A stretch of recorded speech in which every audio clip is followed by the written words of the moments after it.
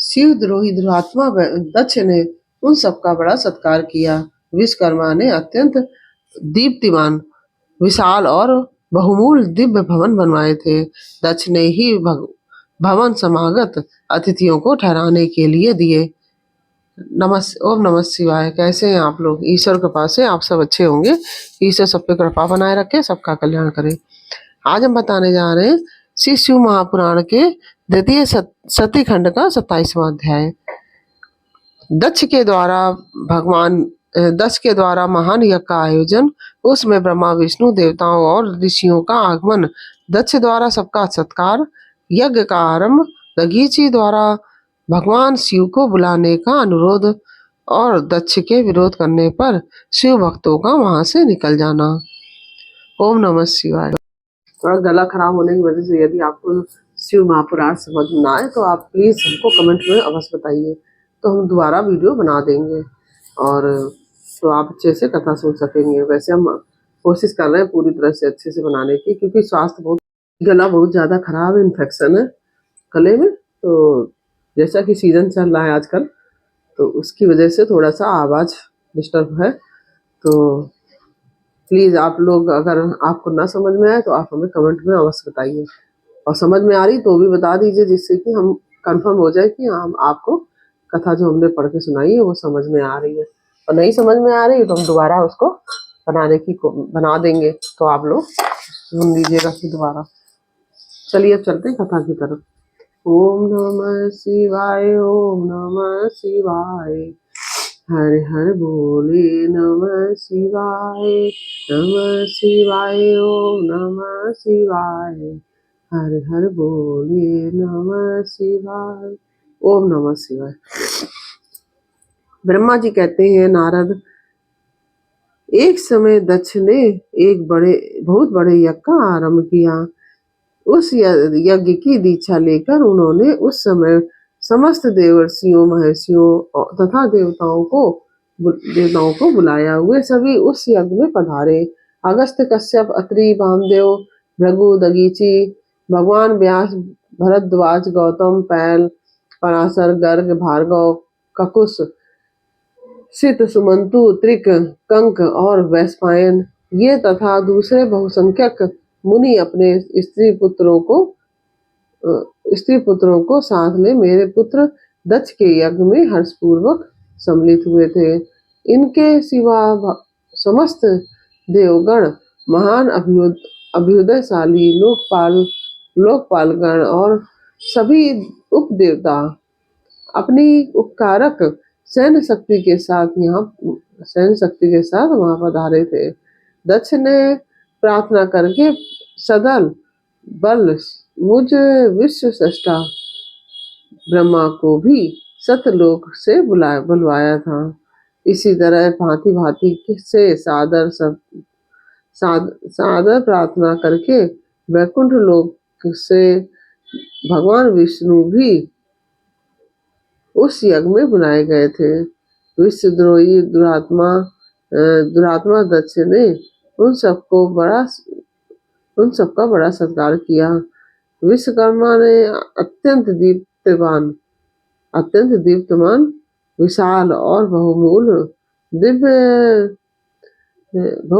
दिव्य भवन बनवाए थे, और दक्ष ने वे ही भवन समागत स्त्रियों को ठहरने के लिए दिए। सभी लोग सम्मानित हो उन संपूर्ण भवनों में यथायोग्य स्थान पाकर ठहरे हुए थे। दक्ष का वह महायज्ञ उस समय कनखल नामक तीर्थ में हो रहा था। उसमें दक्ष ने भृगु आदि तपोधनों को ऋत्विज बनाया। सभी मरुदगणों के साथ स्वयं भगवान विष्णु उसके अधिष्ठाता हुए। भगवान विष्णु स्वयं उसके अधिष्ठाता थे। मैं वेद त्रयी की विधि को दिखाने वाला तथा बताने वाला ब्रह्मा बना था। इसी तरह संपूर्ण दिक्पाल अपने आयुधों और परिवारों के साथ दिक्पाल एवं रक्षक बने हुए थे, और सदा रक्षक बने थे और सदा कौतूहल पैदा करते थे। स्वयं यज्ञ सुंदर रूप धारण करके दक्ष के उस यज्ञ मंडल में उपस्थित था। महामुनियों महामुनियों में श्रेष्ठ सभी महर्षि स्वयं वेदों के धारण करने वाले हुए थे। अग्नि ने भी उस यज्ञ महोत्सव में शीघ्र ही हविष्य ग्रहण करने के लिए अपने सहस्त्रों रूप प्रकट कर किए थे। 88,000 ऋत्विज एक साथ हवन करते थे। 64,000 देवर्षि उद्गाता थे। ऊर्ध्ववायु एवं होता भी उसने ही थे। नारद आदि देवर्षि और सप्तऋषि पृथक पृथक गाथा गान करते थे। दक्ष ने अपने उस महायज्ञ में गंधर्वों, विद्याधरों, सिद्धों, 12 आदित्यों, उनके गणों, यज्ञों तथा नागलोक में विचरने वाले समस्त नागों का भी बहुत बड़ी संख्या में वर्ण किया था। ब्रह्म ऋषि, राजर्षि और देवर्षियों के समुदाय तथा बहुसंख्यक नरेश भी उसमें आमंत्रित थे, जो अपने मित्रों, मंत्रियों तथा सेनाओं के साथ आए थे। यजमान दक्ष ने उस यज्ञ में वसु आदि समस्त गण देवताओं का भी वर्ण किया था। कौतुक और मंगलाचार करके जब दक्ष ने यज्ञ की दीक्षा ली तथा जब उनके लिए बारंबार स्तुति वाचन किया जाने लगा, तब वे अपनी पत्नी के साथ बड़ी शोभा पाने लगे। इतना सब करने के पर भी दुरात्मा दक्ष ने उस यज्ञ में भगवान शंभु को नहीं आमंत्रित किया। उनकी दृष्टि में कपालधारी होने के कारण वे निश्चय ही यज्ञ में भाग लेने योग्य नहीं थे। सती प्रजापति दक्ष की प्रिय पुत्री थी, तो भी कपाली की पत्नी होने के कारण दोषदर्शी दक्ष ने उन्हें अपने यज्ञ में नहीं बुलाया। इस प्रकार जब दक्ष का वह यज्ञ महोत्सव आरंभ हुआ था और यज्ञ मंडप में आए हुए सब ऋत्विज अपने अपने कार्य में संलग्न हो गए। उस समय वहां भगवान शंकर को उपस्थित न देख शिव भक्त दगीची का चित्त अत्यंत उद्विग्न हो उठा और वे यूं बोले। दगीची ने कहा कि मुख्य देवताओं तथा महर्षियों, आप सब लोग प्रशंसा पूर्वक मेरी बात सुने। इस यज्ञ महोत्सव में भगवान शंकर नहीं आए हैं, इसका क्या कारण है? यद्यपि ये देवेश्वर बड़े बड़े मुनि और योगपाल यहाँ पधारे हैं, तथापि उन महात्मा पिनाक शंकर के बिना यह यज्ञ अधिक शोभा नहीं पा रहा है। बड़े बड़े विद्वान कहते हैं कि मंगलमय भगवान शिव की कृपा दृष्टि से ही समस्त मंगल कार्य संपन्न होते हैं। जिनका ऐसा प्रभाव है, वे पुराण पुरुष वृषभध्वज परमेश्वर श्री नीलकंठ यहाँ क्यों नहीं दिखाई दे रहे हैं? दक्ष, जिनके संपर्क में आने पर तथा जिनके स्वीकार कर लेने पर अमंगल भी मंगल हो जाते हैं तथा जिनके 15 नेत्रों से देखे जाने पर बड़े बड़े नगर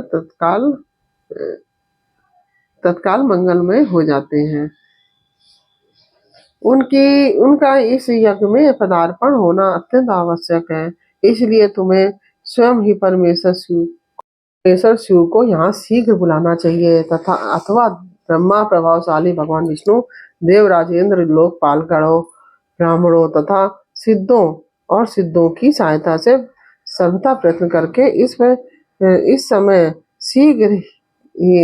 समय यज्ञ की पूर्ति के लिए तुम्हें भगवान शंकर को यहाँ ले आना चाहिए। आप सब लोग उस स्थान पर जाएं जहाँ वहाँ महेश्वर देव जी, उस स्थान पर जाएं जहाँ महेश्वर देव जी विराजमान होते हैं। वहां से दक्षिणनंदिनी सती के साथ भगवान शंभु को यहाँ तुरंत ले आए। देवसरों जगदम्बा सहित वे परमात्मा शिव यदि यहाँ आ गए तो उनसे सब कुछ पवित्र हो जाएगा। उनके स्मरण से उनके नाम लेने से सारा कार्य पूर्णमय हो जाएगा। अतः पूर्ण प्रयत्न करके भगवान वृषभध्वज को यहाँ ले आना चाहिए। भगवान शंकर के यहाँ पदार्पण करते ही यह यज्ञ पवित्र हो जाएगा, अन्यथा यह पूरा नहीं हो सकेगा। यह मैं सत्य कहता हूँ। दगीची का यह वचन सुनकर दुष्ट बुद्धि वाले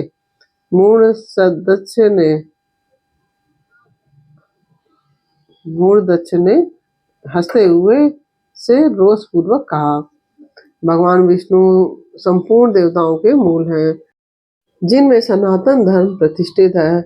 जब इनको मैंने सादर बुला लिया है, तब इस यज्ञ कर्म में क्या कमी हो सकती है, जिनमें वेद यज्ञ और नाना प्रकार के समस्त कर्म प्रतिष्ठित हैं।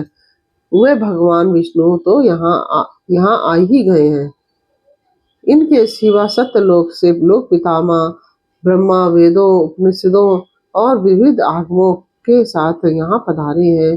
देवगणों के साथ स्वयं देवराज इंद्र का भी शुभागमन हुआ है, तथा आप जैसे निष्पाप महर्षि भी यहाँ आ गए हैं। जो महर्षि यज्ञ में सम्मिलित होने के योग्य, शांत और सुपात्र हैं, वेद और वेदार्थ के तत्व को जानने वाले हैं और दृढ़ता पूर्वक व्रत का पालन करते हैं, वे सब और आप स्वयं भी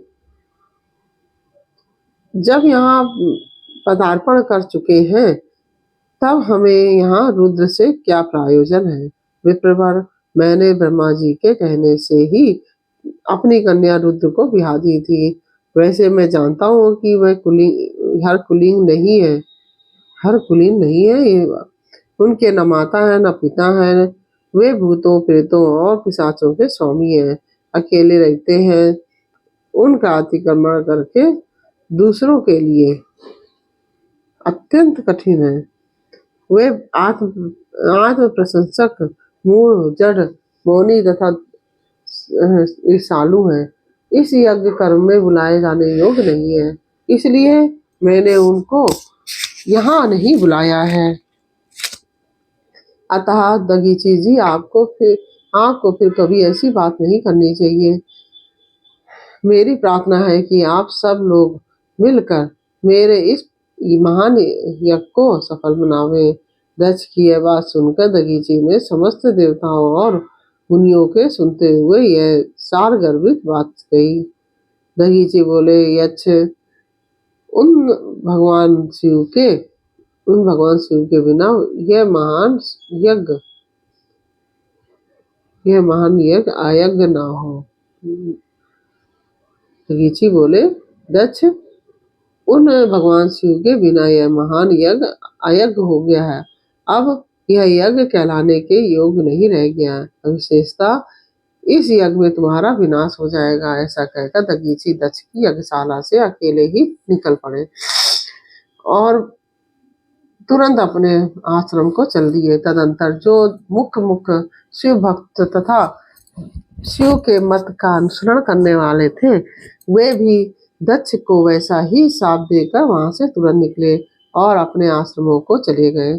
मुनिवर, दगीची तथा दूसरे ऋषियों के उस यज्ञ मंडप से निकल जाने पर दुष्ट बुद्धि शिवद्रोही दक्ष ने उन मुनियों का उपहास करते हुए कहा। दक्ष बोले, जिन्हें शिव ही प्रिय हैं, वे नाम मात्र के ब्राह्मण दगीची चले गए हैं। उन्हीं के समान जो दूसरे थे, वे भी मेरी यज्ञशाला से निकल गए हैं। यह बड़ी शुभ बात हुई। मुझे सदा यही अभिष्ट है कि देवेश देवताओं और मुनियों मैं सत्य कहता हूँ, देवताओं मुनियों मैं सत्य कहता हूँ, जिनके चित्त की विचार शक्ति नष्ट हो गई है, जो मंद बुद्धि है और मिथ्यावाद में लगे हुए हैं, ऐसे वेद बहिष्कृत दुराचारी लोगों को यह कर्म को त्याग ही देना चाहिए। विष्णु आदि आप सब देवता और ब्राह्मण वेदवादी हैं, अतः मेरे इस यज्ञ को शीघ्र ही सफल बनाएं। ब्रह्मा जी कहते हैं कि दक्ष की यह बात सुनकर शिव जी माया से मोहित हुए। समस्त देवर्षि जब उस यज्ञ में देवताओं का पूजन और हवन करने लगे। मुनीश्वर नारद इस प्रकार उस यज्ञ को जो साप मिला उसका वर्णन किया गया है। अब यज्ञ के विध्वंस की घटना को बताया जाता है, आदर पूर्वक सुनो। साथ ही 27वां अध्याय पूर्ण हुआ। यह अध्याय आपको कैसा लगा यह हमें कमेंट बॉक्स में अवश्य बताइए। अच्छा लगा हो तो वीडियो को लाइक शेयर अवश्य कीजिए और कमेंट में ओम नमः शिवाय अवश्य लिखिए। यदि आपने हमारे चैनल को सब्सक्राइब नहीं किया तो प्लीज हमारे चैनल को सब्सक्राइब कर लीजिए और बेल आइकन बटन अवश्य दबा दीजिए, जिससे कि हमारे आने वाले सारे वीडियोस आपको प्राप्त हो सके। और यदि हमारी आवाज आपको कथा में बोलने में समझ नहीं आ रही है तो आप हमको कमेंट करके बता सकते हैं, तो हम दोबारा यह वीडियो डालने की कोशिश करेंगे। हम डाल देंगे आपके लिए, तो आप सुन लीजिएगा अच्छे से, क्योंकि समझ में भी आनी चाहिए ना कथा। क्योंकि गला मेरा बहुत इन्फेक्शन से युक्त है, तो इसलिए थोड़ा आवाज में डिफेक्ट है, थोड़ा आवाज बहुत भारी, गले में दिक्कत भी हो रही थोड़ा बोलने में। चलिए कोई बात नहीं, फिर मिलते हैं आपसे अगले अध्याय के साथ अगले वीडियो में। तब तक के लिए ओम नमः शिवाय।